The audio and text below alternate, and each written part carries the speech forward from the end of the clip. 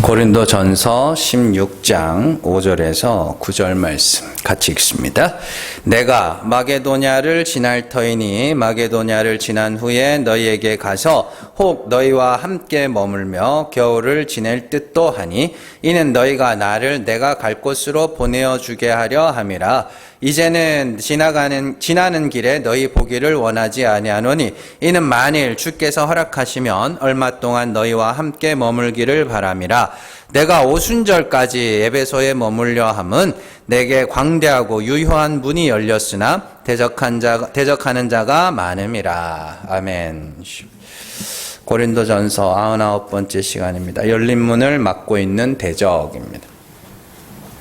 최근에 사람들이 유튜브나 아프리카 TV, 트위치 이런 이제 개인 방송하는 그런 플랫폼들이죠.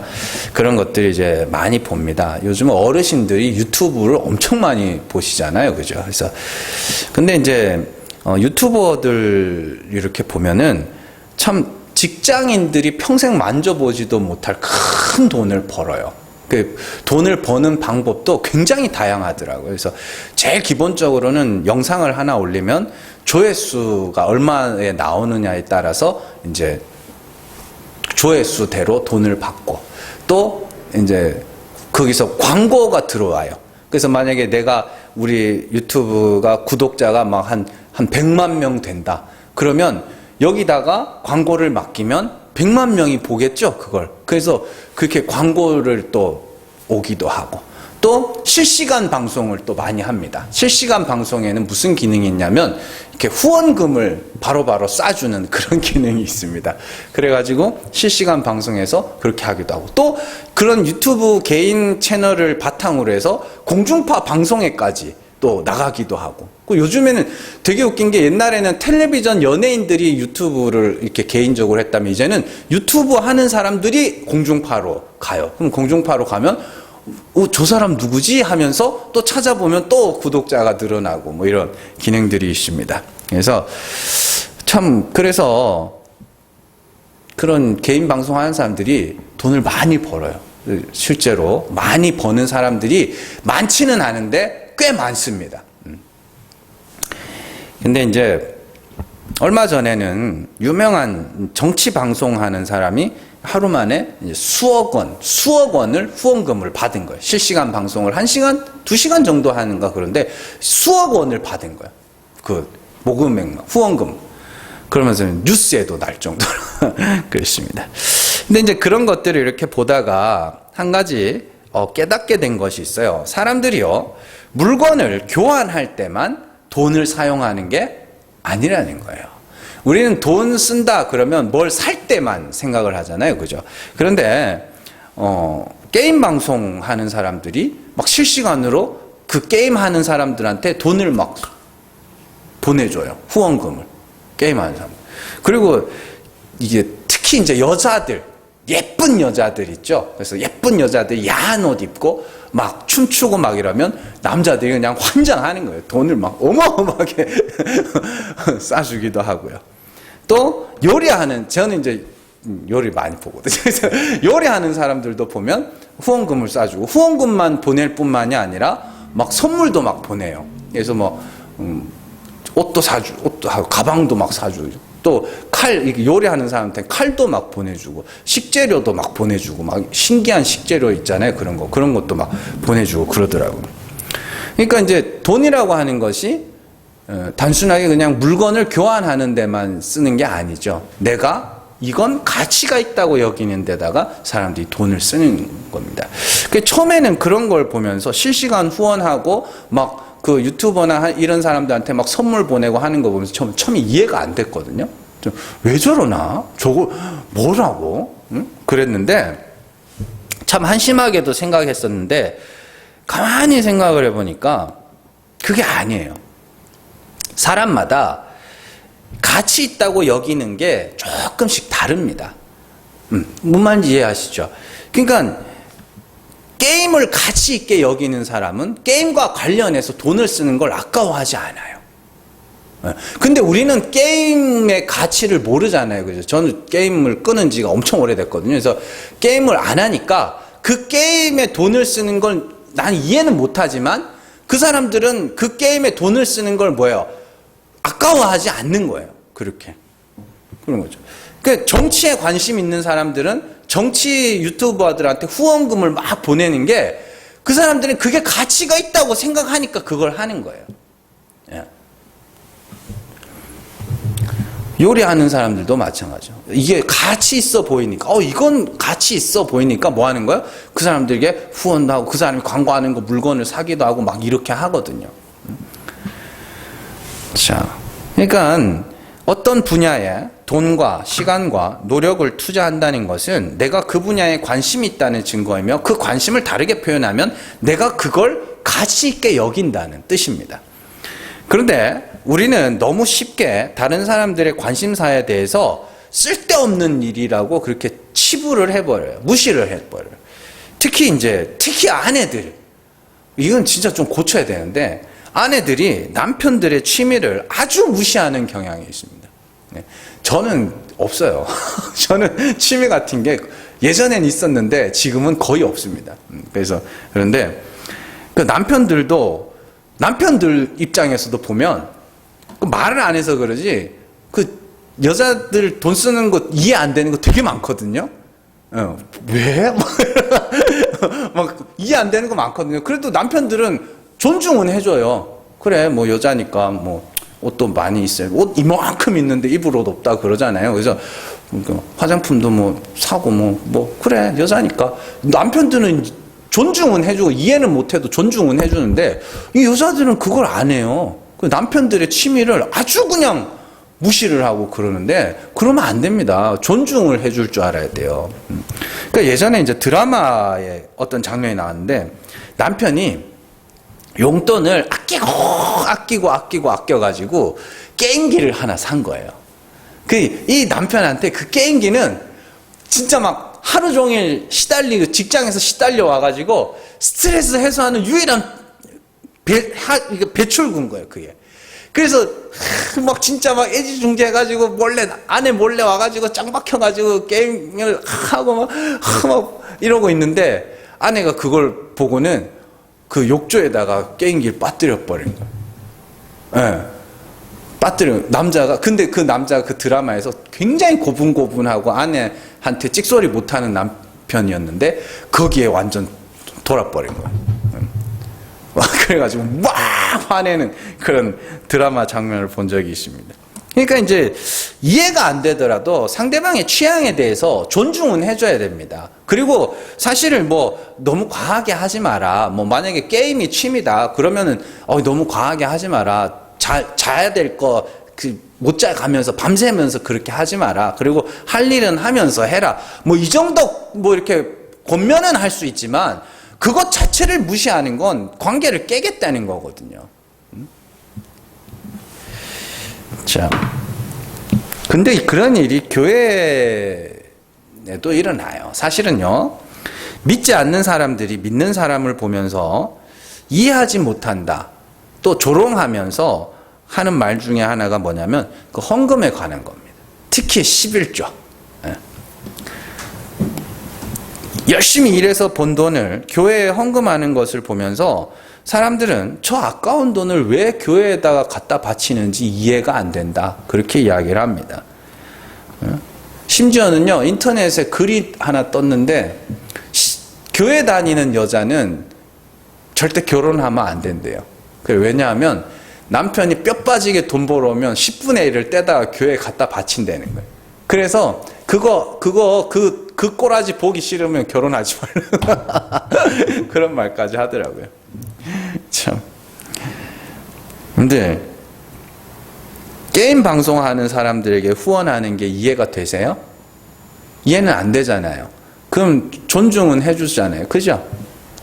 그 예쁜 여자들 보면서 막 그 여자들한테 돈 보내는 건 이해가 되세요? 그 여자 뭐 평생 가야 한번 마주칠 일도 없는데 근데 보내잖아요. 그죠? 이해는 뭐 안 되지만 존중은 해주죠. 그래, 네가 뭐 현실에서 여자를 못 만나니 그렇게라도 해야지. 이해는 못하지만 존중은 해주잖아요. 그런데 한번 잘 생각을 해보자고요. 자, 게임 방송에 돈을 후원하는 사람들이 자신을 이해하지 못하는 사람들에게 이해해달라고 그래요? 네? 그래요, 안 그래요? 안 그러잖아요. 그냥, 야, 내 취향이야. 그러잖아요. 그죠? 야, 무슨 게임하는데, 그 게임하는 사람한테 돈 보내냐? 그러면 그 사람들이 뭐라 그러겠어요? 그냥 내 마음이야. 그러잖아요. 그죠? 자, 여자들한테 막 야한 옷 입고 막 춤추는 여자들한테 돈을 보내는 사람이 있어요. 옆에서, 야, 뭐 하는 짓이냐, 그게? 이러면, 냅둬! 내 마음이야! 그러잖아요. 근데, 이상하게요. 교회는요, 세상 사람들이, 야, 교회에다가 그렇게 돈 갖다 받지 왜 그러냐? 뭐 이해가 안 된다 그러면, 그게 말이지. 이런다니까요? 이해를 시키려고 그래요. 아니, 존중을 받으셔야 되는 거면, 나는 복음과 십자가의 가치를 알기 때문에 여기 쓰는 거야. 왜 내가 헌금하는데 네가 왜 그래? 이렇게 말을 해. 교회는 그렇게 말을 해야 되는데 자꾸만 사람들이 교회를 세상을 설득시키려고 그래요. 아니, 설득이 되냐고요, 그게. 응? 아니, 저 같은 사람은 게임하는 거 진짜 아예 안 하거든요, 요즘에. 근데 아예 게임을 안 하는 사람인데 그 게임하는 사람한테 돈 보내고 이러는 거 보면서 이해가 안 되거든요, 그 사람들. 그러면 그 게임하는 사람들이 와가지고, 야, 사실은 말이야, 이 게임이 말이야, 이래가지고 저래가지고 저 사람이 얼마나 잘하고 막 그런다고 이해가 되겠냐고요. 그냥 내 맘이야. 나는 여기서 가치를 발견했으니까 그 게임하는 사람한테 돈을 보내는 거야. 그렇게 말하지 않냐고요. 마찬가지예요. 교회를 다니는 사람들이 헌금을 하면서 이해를 못하겠다. 왜 그렇게 헌금을 하냐? 뭐 그러면 나는 예수 그리스도의 가치를 알아. 난 십자가의 가치를 알아. 난 복음의 가치를 알아. 그럼 너도 알았으면 좋겠긴 하는데 그렇다고 네가 날 그렇게 이해 못하면 존중이라도 하라고. 그래야 되는데 자꾸만 세상을 설득시키려고 그런다니까요. 아니요, 여러분들, 세상은 설득당하지 않아요.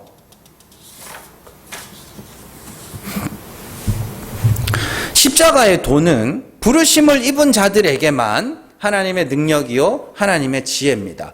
십자가의 도의 가치를 알아보는 사람들은 온 인생을 십자가의 복음을 위해서 사용한다 그래도 아깝지가 않아요. 왜요? 거기에서 가치를 받거든요. 도에 지나는 헌금을 한다고 해도 아깝지가 않은 거예요. 10의 1조, 10의 2조, 10의 3조 뭐 아깝지가 않게 되는 거예요. 그렇다고 그렇게 무리해서 하라는 건 아닙니다. 절대로. 그냥 가치를 알아보라는 거죠. 원래 가치를 알아보는 사람만 그 분야에 물질과 시간과 정성을 들입니다. 가치를 모르는 사람들은 아무리 설득하고 이해시키려고 해도 가치를 모르니까 설득을 당하지도 않고 이해당하지도 않는 거예요. 가치를 알아야 뭘 하지. 뭐 저 같은 사람들은 식테크 들어보셨어요? 식테크 맞죠? 식테크가 뭐냐면 그 희귀한 식물들 있죠. 희귀한 식물들 예쁘게 키워가지고 이걸 파는 거예요. 비싼 값에 파는. 그 식테크가 맞을 거야. 저는 그냥 길가에도 아무 풀이나 뽑아놔가지고 화분에 심어 놓은 거나 뭐 사람들이 몇만 원씩 주는 화분이나 구분 못 하거든요. 여러분들 뭐 구분하세요? 응? 아니 근데 저기 식물원 같은 데 가면은 그건 진짜 멋있더만요. 분재 이렇게 구리선 해가지고 꺾어가지고 막 이렇게 만든. 그건 진짜 멋있더만요. 근데 그것도 보면 좀 이렇게 예쁘다. 와, 이건 진짜 예쁘다 싶으면 그냥 억은 그냥 넘어가더만요. 1억, 2억 막 이렇게. 뭐야. 그러는데, 근데 저는 가치를 몰라요. 근데 식테크 하는 사람들은 자기들은 그 가치를 아는 거예요. 그 식물 하나에 몇백만 원, 몇천만 원씩 이렇게 거래를 한다니까요. 집에서 키운 식물을. 이해가 되냐고? 안 되죠. 이해 안 돼요. 가치를 알아봐야 돼. 예수 그리스도의 십자가의 가치는 온 생애를 걸 만큼 내게는 가치 있는 거고, 정말로 부목사를 때려치고 교회를 쫓아낸다 그래도 나는 그 십자가의 가치가 더 귀한 걸 알았기 때문에, 그 복음과 진리의 가치를 알았기 때문에 여기 나와가지고 이러고 있는 거거든요. 근데 그 가치를 모르는 사람들에게 설명은 해주겠죠. 십자가의 도가 뭔지 전할 수는 있겠죠. 그러나 가치를 모르는 사람들에게 야 너는 왜 잘하다가 왜 그랬냐? 그러면 야 난 그 사람들 뭐 설득을 시킬 그게 있냐? 없잖아요. 그런데 자꾸만 가치를 알지 못하는 사람들을 이해시키려고 하는 목회자들이 있습니다. 세상이 욕하니까 그런 헌금은 하지 말자. 뭘 하라고 하는 것도 웃긴 거지만 헌금해라 이것도 웃긴 거지만 하지 말라도 웃긴 거예요. 그게. 그리고 이렇게 핑계거리가 너무 웃긴 거예요. 세상이 이해를 못한다는 거예요. 그러면 세상을 왜 이해시켜야 되는데요? 십자가의 도의 가치를 모르는 사람들을 왜 이해를 시켜야 되냐고, 그 사람들을. 안 그렇습니까?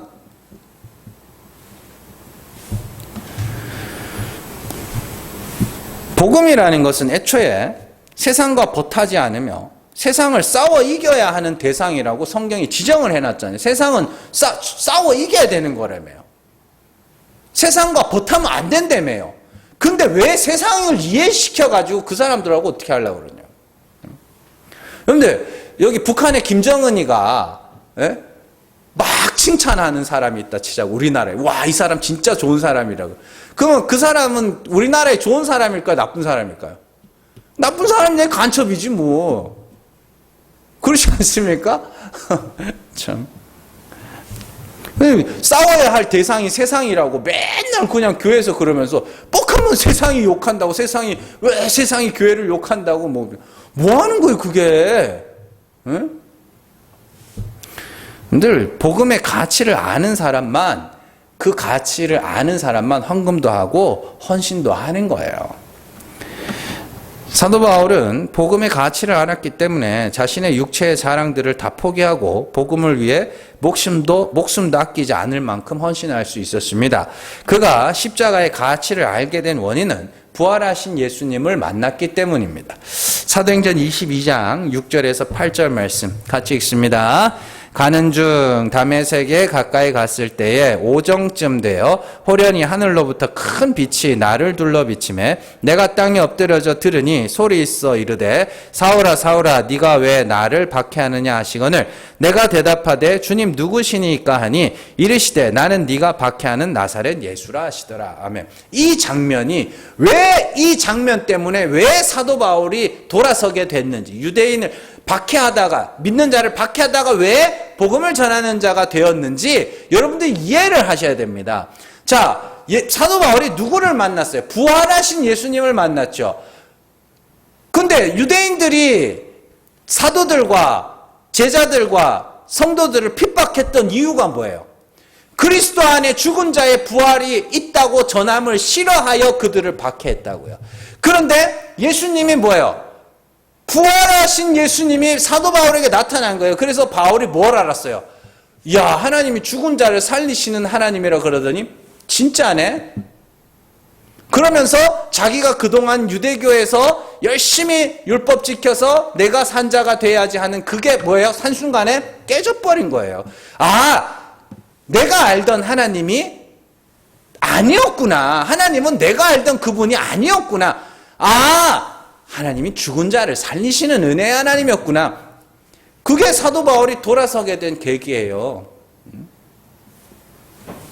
그러면서 그 십자가의 도의 가치를 알게 됐죠. 그러면서 사도 바울이 자기는 예수 그리스도를 아는 지식이 가장 고상하다, 이렇게 이야기를 합니다.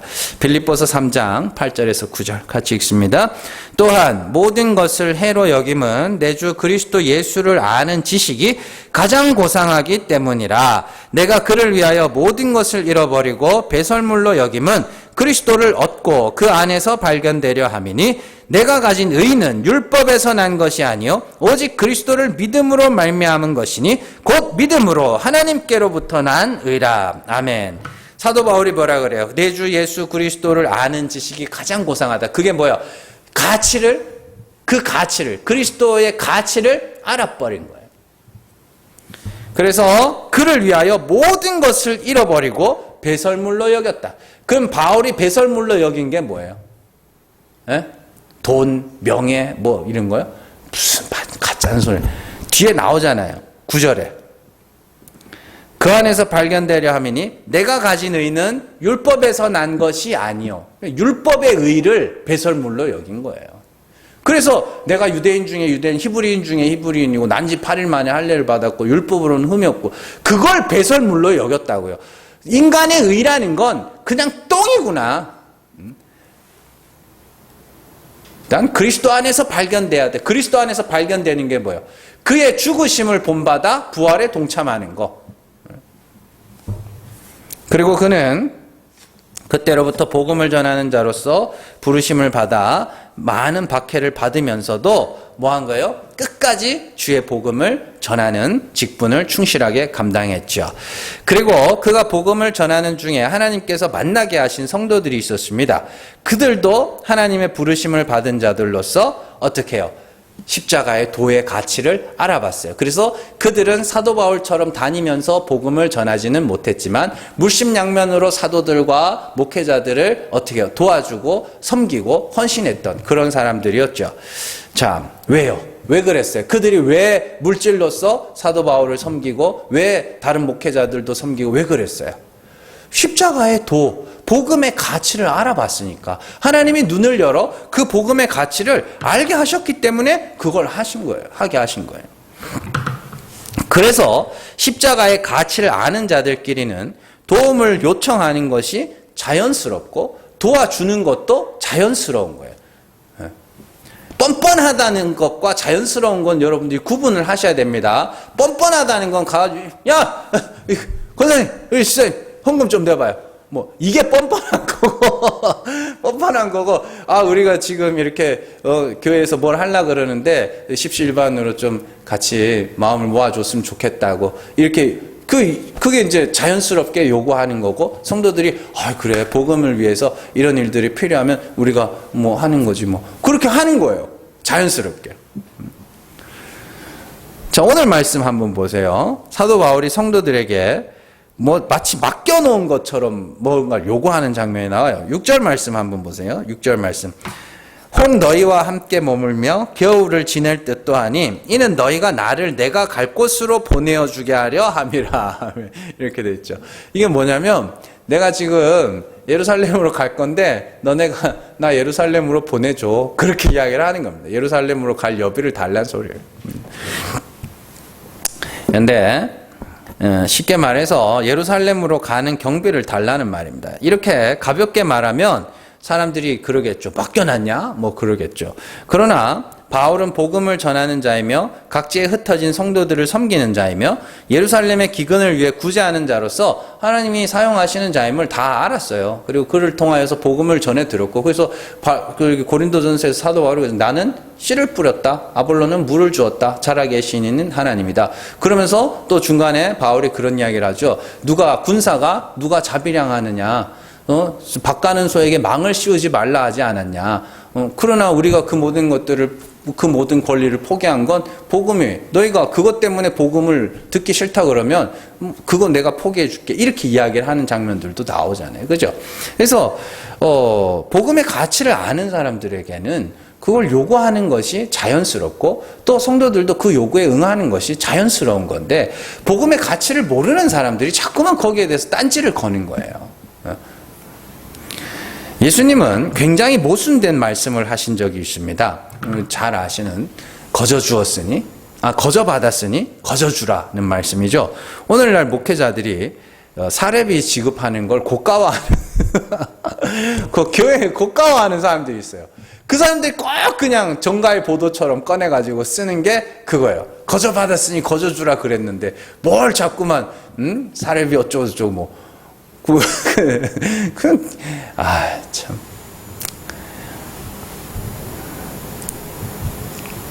이 사람들이 돈에 환장한 사람들이에요. 돈에 환장했다는, 여러분들, 사람의 뇌를, 사진을 이렇게 스캔을 하잖아요? 그러면 사람의 뇌는 돈을 쓸 때 통증을 느낀다 그래요. 우리가 이렇게 딱 아파가지고 되게 아파할 때 있죠. 딱 맞아가지고 할 때 그 뇌에 사용되는 뇌나 돈 쓸 때 사용되는 뇌가 거의 같대요. 거의. 그러니까 아픈 거라. 그러니까 이게 돈이라고 하는 것이 누군가에게 이렇게 줬을 때 아픈 거예요. 왜요? 이게 아까워 죽는 거예요. 근데 그에 상응하는 걸 받으면 그렇게 되지 않는다 그래요. 자, 돈에 환장했다는 건 뭐냐면 그 가치를 모르니까 거기에 쓰는 게 뭐예요? 너무너무 아까운 거예요. 목회자들을 통해서 영적인 것을 공급받으면 육적인 것을 거두기로 과하다 하겠느냐. 그게 성경에 몇 번 나오거든요. 근데 그걸 보면서 너무 아까워. 그러니까 말씀을 끌어다가 예수님이 거저받았으니 거저주라 했다고 뭐 일은 있다고 소리들을 하는데 예수님이 그 말만 한 거 아니거든요. 자, 마태복음 10장 7절에서 10절 같이 읽습니다. 가면서 전파하여 말하되 천국이 가까이 왔다 하고 병든 자를 고치며 죽은 자를 살리며 나병한 자를 깨끗하게 하며 귀신을 쫓아내되 너희가 거저받았으니 거저주라. 너희 전대에 금이나 은이나 동을 가지지 말고 여행을 위하여 배낭이나 두벌옷이나 신이나 지팡이를 가지지 말라. 이는 일꾼이 자기의 먹을 것 받는 것이 마땅함이라. 아멘. 거저받았으니 거저주라는 말을 하시고는 뒤에는 일꾼이 자기의 먹을 것을 받는 것이 마땅하니라. 두 말씀이 같이 나오네요. 그럼 이게 어떻게 되는 거예요? 이게 어떻게 봐야 되는 거예요? 뭐냐면 목회자들에게 야, 대가를 요구하지 말라는 거예요. 대가를 요구하지 마. 왜요? 분명히 하나님께서 그 가치를 알아보는 자들을 붙이실 거라는 겁니다. 그 가치를 알아보는 자는 요구하지 않아도 필요한 것들을 공급해 줄 것이고 또 복음을 전하는 자들 역시 뭐 하는 거예요? 막 돈 받으려고 막, 돈, 어떻게 하면 헌금을 더 뜯어낼까? 이런 고민하지 말라는 이야기예요. 뭐만 하라는 거예요? 하나님 나라의 복음을 전하라는 거예요. 그리고 그냥 그들을 위해서 기도해 주라는 거예요. 그냥 돈 어떻게 하면 헌금을 더 뜯어낼까 고민하지 말고, 그냥 네 일을 해. 그러면 하나님이 뭐 하는 거예요? 그 가치를 알아볼 자들을 붙여주신다는 소리예요. 그러니까 여러분들 이게 제일 좋은 그림입니다. 제일 좋은 그림. 목사 입에서 그냥 헌금 내세요 이런 말이 안 나오는 게 제일 좋은 그림이에요. 그리고 성도들도 알아서 뭐 하는 거야? 알아서 목회자를 섬겨주는, 이게 제일 좋은 거예요. 예, 은퇴할 때도 마찬가지, 원로가 되고 은퇴할 때도 마찬가지예요. 제일 좋은 그림이 뭐냐면 성도들이 목회자가 교회를 해가지고 20년, 30년, 길게는 40년까지 목회를 했단 말이에요. 그러면 진짜 목사님이 노후에 돈 걱정 안 하고 살 수 있을 정도로 넉넉하게 지원을 해주고, 또 목회자는 또 뭐예요? 욕심내지 말고 그냥 성도들이 섬겨주는 대로 그냥 감사하게 뭐 이렇게 챙겨주냐고. 이게 제일 좋은 그림이거든요. 그러니까 항상 좋은 그림을 그려야 되는 거예요.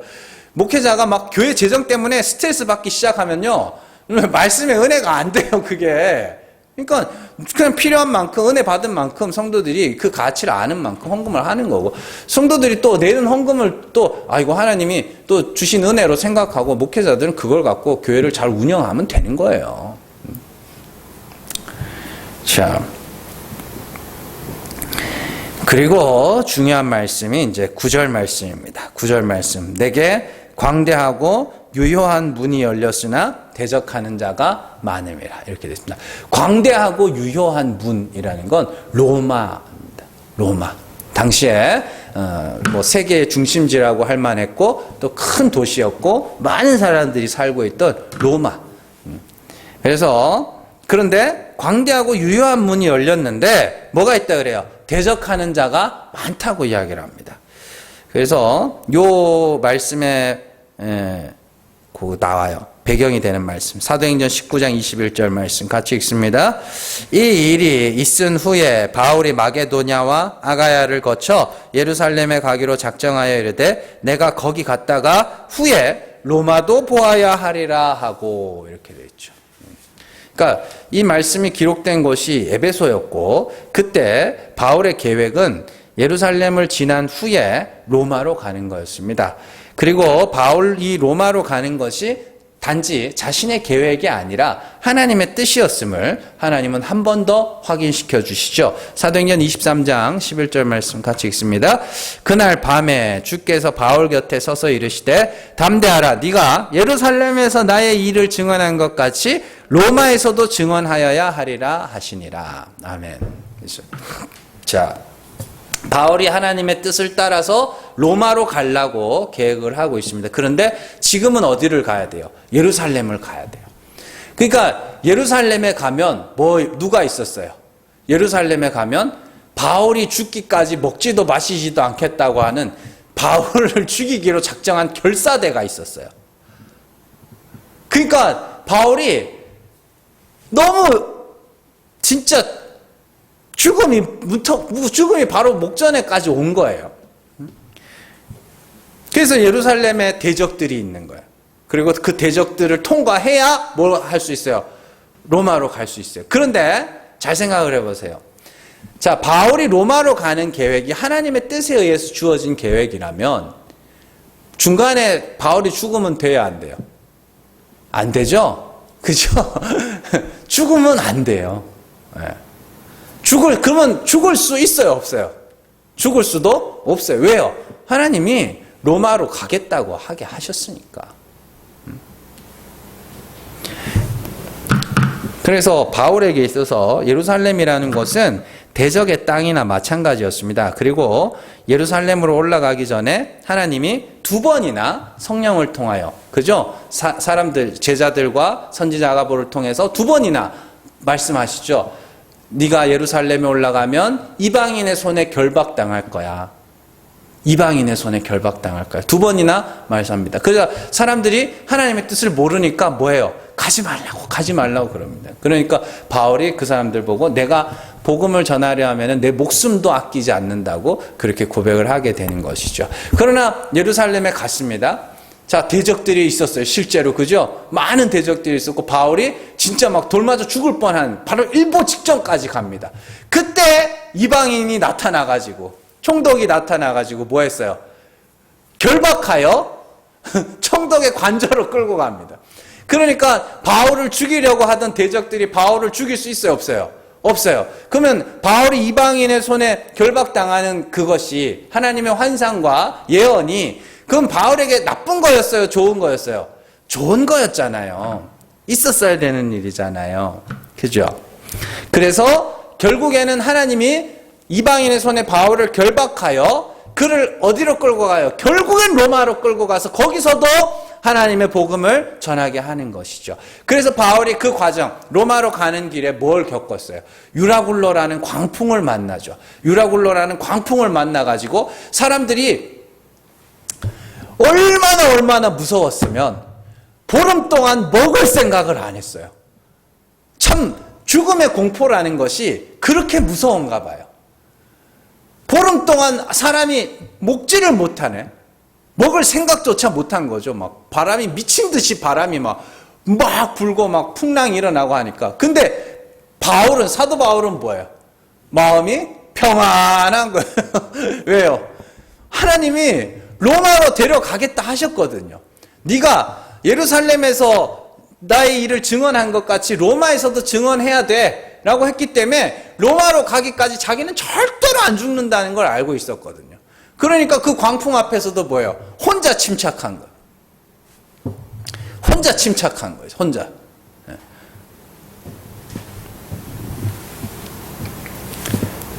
그래서 여러분들 하나님의 택하심을 받아 복음을 전하는 자들의 살고 죽는 거는 하나님 손에 달렸습니다. 우리가 아무리 죽고 싶어도요, 사명자는 못 죽어요. 또 우리가 아무리 살고 싶어도 하나님이 사명자는 어떻게 해요? 죽게 하시면 죽습니다. 사람이 죽고 사는 건 하나님 손에 달린 거예요. 자, 야고보 같은 사람들, 사도 야고보 같은 사람들, 예수님의 제자 야고보 너무 일찍 죽잖아요. 너무 허망하게 죽잖아요. 근데 사도 바울이나 요한 같은 사람은 아주 오랫동안 사용을 하신다고. 그러면 야고보가 뭐 잘못해서 먼저 죽은 거예요?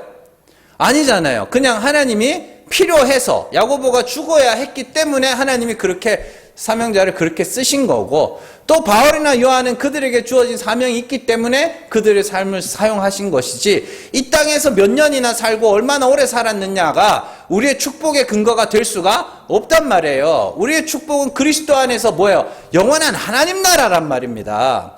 그러니까 왜 이 땅에서 어떤 것들 갖고, 이 땅에서 집안이 망하고 이런 것들 갖고 왜 그것과 축복과 저주를 논하냐고요. 그걸로 하나님이 필요해서 허락하신 일이라니까요.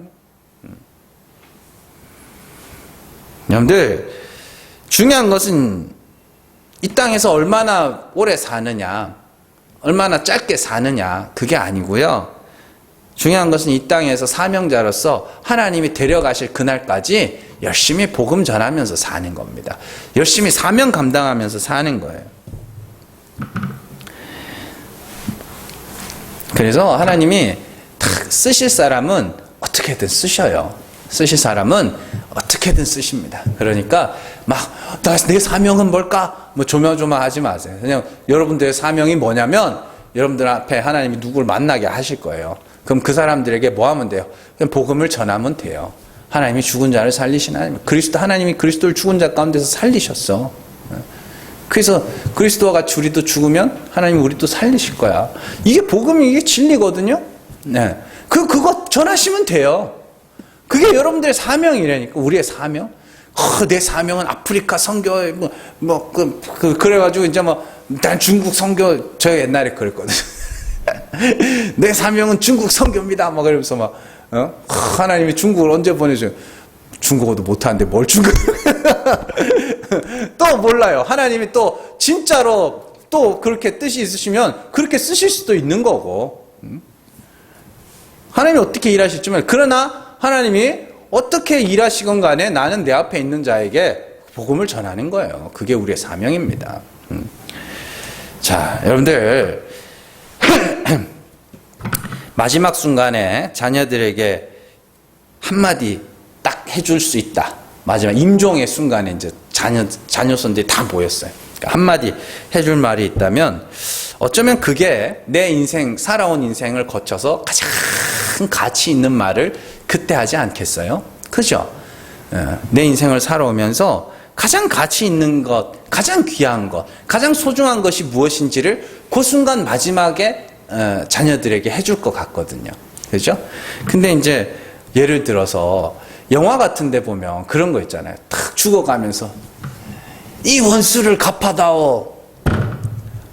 그 집 자식은 뭔 죄냐고, 그게. 이 애비는 너무 분하게 죽는다. 이 원수를 갚아다오. 나는 안 그러고 싶은데. 저는 우리 자식이 아버지 죽인 원수 원한을 품고 복수의 칼날을 갈면서 자기 인생도 없이 오직 아버지의 원수를 갚기 위해서 난 그렇게 사는 거 난 원치 않거든요. 여러분들 그런 거 원하세요? 그거요, 자녀 사랑하는 거 아니에요. 자녀 이용해 먹는 거지. 이거 나쁜 부모예요. 내 철천지 원수를 갚아다오. 아이고, 우리 아버지가 나 참 되게 미워하나 보다. 그걸 뭐라 그래요? 그걸 소시오패스라 그래요. 다른 사람 이용해가지고 내 목적을 이루는 게. 왜 죽을 때 소시오패스 짓을 하냐고요. 그런 거 하지 마세요, 여러분들. 어떤 사람은 죽어가면서 건강해라 할 것이고, 어떤 사람은 죽어가면서 서로 사이좋게 지내라 할 것이고, 어떤 사람은 사랑하면서 살아라 그럴 거고, 어떤 사람은 돈이 최고다 그럴 거고. 저는 여러분들이 마지막 순간에 자녀들 앞에 예수 잘 믿어라 그러고 갔으면 좋겠습니다. 저도 그렇고요. 그럼 그렇게 되려면 평소에 그 말을 안 하는데 그게 나오겠냐고. 그러니까 우리는 사명자로서 열심히 복음 전하다가 마지막 순간에 내 사랑하는 자녀들에게 그 말하고 가는 거예요. 예수 잘 믿어라. 예수 잘 믿어야 된다.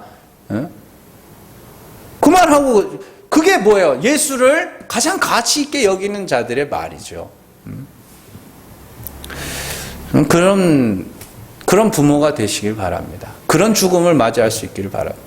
제 일생을 거쳐 가장 가치 있는 것, 내 인생 돌아보면서 가장 가치 있는 게 뭘까? 가만히 돌아보니 예수 십자가밖에 없구나.